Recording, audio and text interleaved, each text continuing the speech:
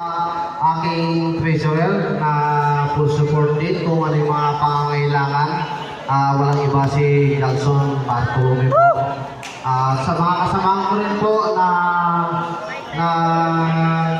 uluto kanina, nagpapasalamat din po ako sa kanila. Sa totoo lang po, napakasaya yung gabing ito para sa akin at para sa kasama ko yung mga partner ko, lalo pa si Apalos. Nandyan siya. Tinatanong ko siya kung paano yung gagawin natin. Tapos yung treasurer na si Johnson.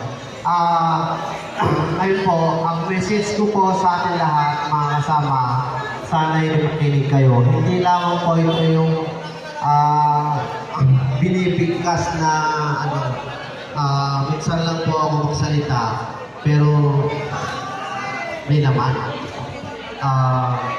Una-una sa lahat, ang pinakamahirap sa lahat is yung mag-prepare ng ganitong bagay na event na kung wala kayo. Yes, yung pinaka-importante sa lahat.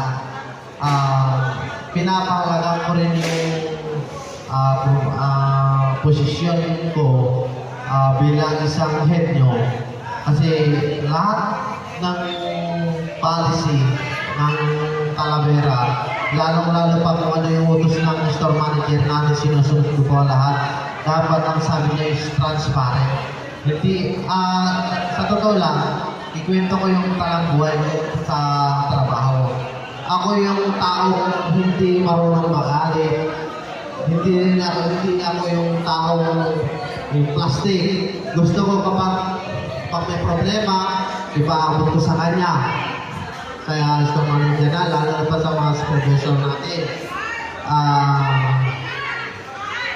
Sana man lang sa atin lahat is nagustuhan nyo yung event natin ito.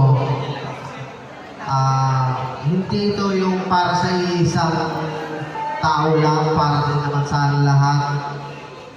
Nagpapasalamat ako sa inyo, sa inyong suporta. yes. Sana man lang